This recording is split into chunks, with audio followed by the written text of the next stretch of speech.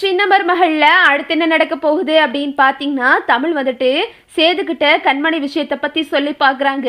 சேது வந்துட்டு அதெல்லாம் பொருட்படுத்தவே இல்லை. போடி ஓ வேலையை பார்த்துக்கிட்டு போ அப்படின்னு சொல்லிட்டு சேது வந்துட்டு தமிழ் சொன்னதை காதலே வாங்காம தமிழை உதாசீனப்படுத்தி அனுப்பிடுறாரு. அப்புறம் தமிழ் வந்துட்டு என்னது இவர் இப்படி சொல்றாரு, நம்ம கண்மணிக்கு பார்த்த மாப்பிள்ள நல்ல மாப்பிள்ள இல்லையே, நம்ம என்ன பண்றது அப்படின்னு சொல்லிட்டு தமிழ் யோசிச்சுக்கிட்டு இருக்காங்க. இங்க சேதுவுக்கும் குழப்பம் ஆயிருது. இவ என்ன இப்படி சொல்றா, இவ சொல்றது எல்லாம் கரெக்டா தானே இருக்கும், இவ அப்படி ஒன்றும் சாதாரணமா ஒருத்தரை பத்தி சொல்ல மாட்டா அப்படின்னு சொல்லிட்டு சேது மனசுக்குள்ளேயும் ஒரு குழப்பம் வருது. அப்புறம் பாத்தீங்கன்னா சேது மறுநாள் காலையில எல்லார்கிட்டையும் போய் விசாரிக்கிறாரு. எல்லாருமே ரொம்ப தங்கமான மாப்பிள்ள நந்தகுமார் தானே, நம்ம கருப்பு பையன் தானே, ரொம்ப நல்ல மாப்பிள்ள அப்படின்னு சொல்லிட்டு அவரெல்லாம் இவங்க எல்லாத்தையுமே சேதுக்கிட்ட சொல்லவும் சேது என்ன இவங்கெல்லாம் இப்படி சொல்றாங்க அப்படின்னு சொல்லிட்டு சேது அப்படியே பாக்குறாரு. சரி இவ தான் ஏதோ வதந்தியை கேள்விப்பட்டு சொல்லியிருப்பா, எதையாவது சொல்றதுனா இவளுக்கும் இந்த குடும்பத்துக்கும் வேலை அப்படின்னு சொல்லிட்டு சேது வீட்டுக்கு வர்றாரு. தமிழும் நைட்டு ஹோட்டல்ல வேலை பார்த்துட்டு வீட்டுக்கு வர்றாங்க.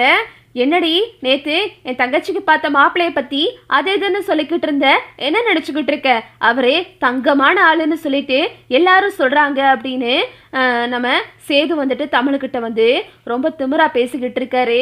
எங்க நான் சொல்றத கேளுங்க, அவரு ரொம்ப தப்பான ஆளுங்க அப்படின்னு சொல்லிட்டு திரும்ப திரும்ப சேதுக்கிட்ட தமிழ் சொல்லிக்கிட்டே இருக்காங்க. என்னடி நினைச்சுக்கிட்டு இருக்க, நான் ஒன்று சொன்னா நீ ஒன்று சொல்லிக்கிட்டு இருக்க அப்படின்னு சொல்லிட்டு சேது சொல்றாரு. தமிழ் இனிமே இவர்கிட்ட பேசி பிரயோஜனம் இல்லை அப்படின்னு முடிவு எடுத்துடுறாங்க. அப்புறம் பார்த்தீங்கன்னா சேதுக்கிட்ட இந்த மாதிரி மாப்பிள்ளையை பற்றி நல்ல விதமாக பேச சொன்னது நம்ம ஈஸ்வரியும் மாப்பிள்ளையோட அப்பாவும் சேர்ந்து ஒரு 10 பேருக்கு பணம் கொடுத்து மாப்பிள்ளைய பற்றி யாராவது விசாரிச்சா நல்லபடியாக சொல்லணும்னு சொல்லிட்டு அவங்களுக்கெல்லாம் பணம் கொடுத்து ஆளுகளை செட் பண்ணி வச்சிருக்குங்க. அவங்க எல்லாரும் தான் சேதுக்கிட்ட மாப்பிள்ளைய பத்தி நல்ல விதமா சொன்ன ஆளுக. இதையும் சேத நம்பிட்டாரு. அவனுக்கு என்ன பண்றதுன்னு தெரியல, நைட்டு ஃபுல்லா யோசிச்சுக்கிட்டே இருக்காங்க. கருப்பும் வீட்டுக்கு வந்துட்டாரு. இங்க நடந்த விஷயம் எல்லாத்தையுமே விதிய காலையில நம்ம தமிழ் கருப்பு கிட்ட சொல்றாங்க. என்னம்மா சொல்ற அப்படின்னு சொல்லிட்டு கருப்பை கேக்குறாரு. ஆமாண்ணே இந்த மாதிரி தான் அம்மா சொன்னாங்க, அது மட்டும் இல்லாம நானும் நிறைய பேர்கிட்ட விசாரிச்சேன், அவங்களும் அந்த பையனை பத்தி தப்பு தப்பா தான் சொல்றாங்க. நம்ம ஆதாரத்தோட நம்ம கண்மணிக்கு பார்த்த மாப்பிள்ளைய பத்தி விசாரிக்கணும் அப்படின்னு சொல்லிட்டு கருப்பை கூட்டிக்கிட்டு கிளம்புறாங்க. இங்க இந்த விஷயத்த தாமரை கேட்டுருது. ஓஹோ விஷயம் அப்படி போகுதா, நம்ம கண்மணிக்கு பார்த்த மாப்பிள்ளைய பத்தி விசாரிச்சு நம்ம முன்கூட்டியே சொன்னோம் அப்படின்னா மாமா கிட்ட நல்ல பேரு கிடைக்கும் அப்படின்னு சொல்லிட்டு, அம்மா உனக்கு விஷயம் தெரியுமாமா, இந்த தமிழ்ச்செல்வி என்ன பண்ணா தெரியுமா, இன்னைக்கு கருப்பு கிட்ட போயிட்டு நடந்த விஷயத்தெல்லாம் சொன்னாமா.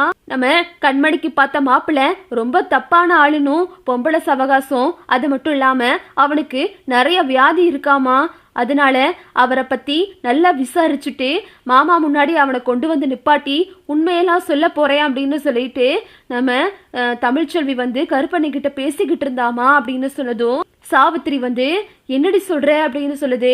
ஆமாமா நம்ம அவளுக்கு முன்னாடி முந்திக்கிட்டு இந்த விஷயத்த செஞ்சோம் அப்படின்னா நமக்கு தாமா நல்ல பேரு கிடைக்கும் அப்படின்னு சொல்லிட்டு தாமரை ஒரு பக்கம் திட்டமிடுது. ஆமாண்டி சீக்கிரம் கிளம்பு, நம்மளும் போய் அவனை பத்தி விசாரிப்போம் அப்படின்னு சொல்லிட்டு தாமரையும் சாவித்திரியும் கிளம்புதுங்க. இங்கிட்டு கருப்பும் அப்புறம் நம்ம தமிழும் கிளம்பி போறாங்க. அவனோட லாட்ஜ் எல்லா பக்கமும் விசாரிச்சு பாக்குறாங்க. அவனை பத்தி எல்லாரும் தப்பு தப்பா தான் சொல்லிக்கிட்டு இருக்காங்க.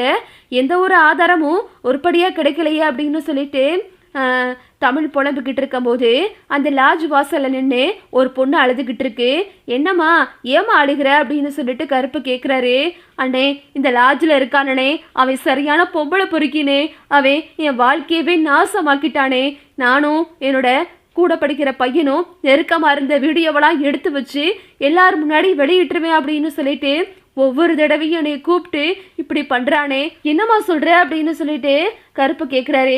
உடனே அந்த பொண்ணு சொல்லுது, ஆமா அந்த அவன் தான் எனக்கு டார்ச்சர் கொடுத்துக்கிட்டு இருக்கான், நான் மட்டும் கிடையாது, இந்த லாட்ஜுக்கு வர பொண்ணுங்களெல்லாம் தப்பு தப்பா வீடியோ எடுத்து மிரட்டிக்கிட்டு இருக்கான் அப்படின்னு சொல்லிட்டு அந்த பொண்ணு சொல்லுது. இதை கேட்டுட்டு தமிழ் அதிர்ச்சி ஆகிடுறாங்க. அவன் உன்னை இங்க வர சொன்னானா அப்படின்னு சொல்லிட்டு தமிழ் கேக்குறாங்க. ஆமாக்கா, அவன் இங்க வர சொன்னான் அப்படின்னு சொன்னதும், சரி நீ அவன் கூடயே போ, நாங்க உன்னை எப்படியாவது காப்பாத்திடுறோம். இந்த பையன்தான் இப்போ நல்ல பையன் மாதிரி எங்களெல்லாம் ஏமாத்தி எங்க வீட்டு பொண்ணை கல்யாணத்துக்கு பேசி முடிச்சிருக்காங்க. இந்த பையனுக்கும் எங்க வீட்டு பொண்ணுக்கும் தான் கல்யாணம் அப்படின்னு சொன்னதும் அந்த பொண்ணும் சொல்லுது, அக்கா இவன் ஒரு பொம்பளை பொறுக்கிக்கா, இவனுக்கெல்லாம் யாரும் பொண்ணு கொடுக்காதீங்க அப்படின்னு சொல்லும்போது, சரிம்மா நீ ஆதாரத்தோட எங்களுக்கு சொன்ன அப்படின்னா நாங்க இதை காமிச்சு கல்யாணத்தை நிப்பாட்ட முடியும் அப்படின்னு சொல்லிட்டு தமிழ் சொல்றாங்க. அந்த பொண்ணும் அவன் இருக்கிற இடத்துக்கு கூட்டிட்டு போறாங்க. தமிழும் கருப்பும் ஒளிஞ்சுக்கிறாங்க. அந்த பொண்ணை பார்த்ததுமே, வந்துட்டியாடி, நான் சொன்ன மாதிரியே செஞ்சுதானே ஆகணும், ஏன்னா உன் குடும்பம் என் கையில் இருக்கு அப்படின்னு சொல்லிட்டு அந்த பொண்ணை தப்பு தப்பா தொட்டுக்கிட்டு இருக்கான். கையில் தண்ணி அடிச்சுக்கிட்டு இருக்கா, தண்ணி பாட்டில்லாம் வச்சுக்கிட்டு. இதை கருப்பும் தமிழும் வீடியோ எடுத்துடுறாங்க. வீடியோ எடுத்துட்டு இன்னைக்கு இருக்கு இவனுக்கு அப்படின்னு சொல்லிட்டு தமிழ் அங்கிருந்து கிளம்பி போறாங்க. கருப்பு அவனை போட்டு அடி அடி நடிச்சுட்டு அந்த பொண்ணை காப்பாத்தி கூட்டிட்டு வந்துடுறாங்க. கருப்பும் தமிழும் அங்கிருந்து கிளம்பி வர்றாங்க. இங்க எல்லாரும் முகூர்த்தத்துக்கு தயாராகிட்டாங்க. கண்மணிக்கு அழுகையா வருது.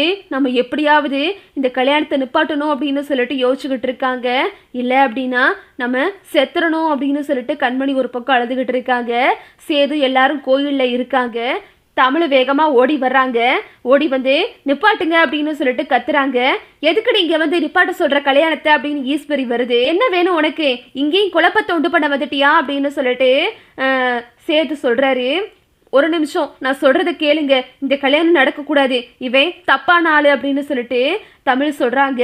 என்னடி சொல்ற, இதை தானே நேத்து சொன்னேன், நான் 4 பேர்கிட்ட விசாரிச்சுட்டேன், அவங்க எல்லாரும் இவரை பத்தி நல்ல விதமா தானே சொன்னாங்க அப்படின்னு சொல்லிட்டு சேது சொல்றாரு. அதெல்லாம் தப்புங்க, நான் ஆதாரத்தோட வந்திருக்கேன் அப்படின்னு சொல்லிட்டு தமிழ் சொல்றாங்க. கிளம்படி, கல்யாணம் நடக்கிற இடத்துல ஏதாவது பிரச்சனை பண்ணிக்கிட்டு இருக்க அப்படின்னு சேது கத்துறாரு.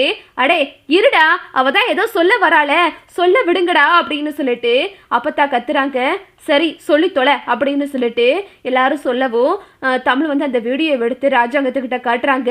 இதை பார்த்துட்டு ராஜாங்கம் சேது எல்லாரும் அதிர்ச்சி ஆகிடுறாங்க. அவனை போட்டு சேது அடி அடின்னு அடிச்சிடறாரு. என்னடா நடிச்சுக்கிட்டு இருக்க, 4 பொம்பளை பிள்ளைகளெல்லாம் ஏமாத்திட்டு என் தங்கச்சி கழுத்திலே தாலி கட்ட வந்திருக்கியா, உனக்கு எவ்வளோ தைரியம் இருக்கும் அப்படின்னு சொல்லிட்டு சேது அவனை போட்டு அடிக்கிறாரு. அவங்க அப்பங்காரனையும் போட்டு அடி அடின்னு அடிக்கிறாரு சேது. ஈஸ்வரிக்கு ஷாக் ஆகிருது. என்னடா இது இப்படி ஆயிருச்சு அப்படின்னு சொல்லிட்டு உடனே ஈஸ்வரி சொல்லுது, இவ ஏதாவது தப்பான வீடியோ எடுத்து காட்டுறாமாமா அப்படின்னு சொன்னதும், சித்தி பேசாம இருங்க அப்படின்னு சேது ஈஸ்வரிய மிரட்டுறாரு. உடனே ஈஸ்வரி கப்பு சிப்புன்னு வாய் அடிச்சு போயிருது. அப்புறம் ராஜாங்க போலீஸ்க்கு ஃபோன் பண்ணி 2 பேரையும் பிடிச்சிட்டு போக சொல்லிடுறாங்க. அவங்க 2 பேரையும் போலீஸ் அரெஸ்ட் பண்ணிட்டு போயிடுறாங்க. அப்புறம் தமிழ் சொல்றாங்க, மாமா நீங்க எதுவும் தப்பா நினைச்சுக்கல அப்படின்னா நம்ம கண்மணி ஆறுமுகத்தை காதலிக்கிறா மாமா அப்படின்னு சொன்னதும் எல்லாத்துக்குமே அதிர்ச்சி ஆயிருது. என்ன சொல்ற அப்படின்னு சொல்லிட்டு சேது கேட்குறாரு. வேகமா கண்மணி காலில் விழுகிறாங்க.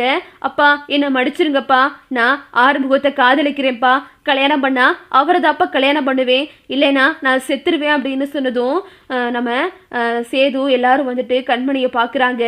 அதுக்குன்னு டிரைவரை போயா கல்யாணம் பண்ணுவேன் அப்படின்னு சொல்லிட்டு சேது கேட்குறாரு. எனக்கு அவர் தான் பிடிச்சிருக்கு, கல்யாணம் பண்ணா அவர் தான் நான் கல்யாணம் பண்ணுவேன் அப்படின்னு சொல்லிட்டு கண்மணி அழுதுகிட்டு இருக்காங்க.